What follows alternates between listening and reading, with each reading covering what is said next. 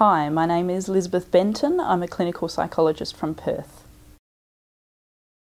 I found out about PCM through my former work boss.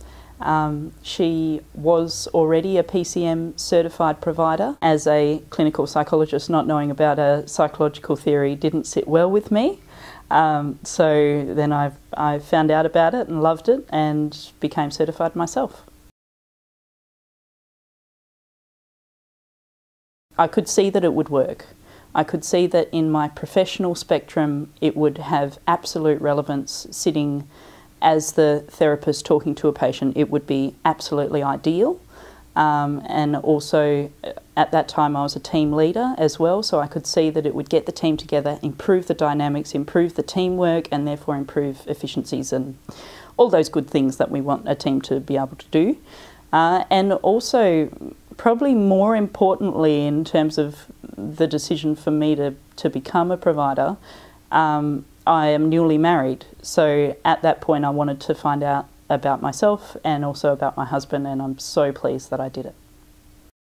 I think PCM is a great skill to learn because it gives you insight into your strengths and weaknesses, your psychological motivators, how you like to communicate in a relationship and an interaction, and it will also point to those distress flares that are oftentimes difficult to respond to. Oftentimes people react to that and therefore perpetuate the distress cycle.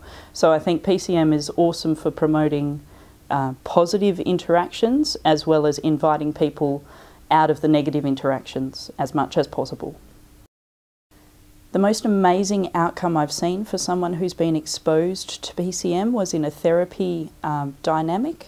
I had a patient who had been diagnosed with depression, and she believed she had had it for the last 17 years. Her family had left her throughout the course. There are a lot of factors why she had depression, you know, family stresses, work stresses, children's stresses. Absolutely everything seemed to be going wrong in her life. And I integrated PCM into the therapy that I did with her, and over the course of, would have been a good 4 months, she realised that she had been in significant distress for most of that part, and that potentially the diagnosis of depression was just her distress manifesting in certain ways.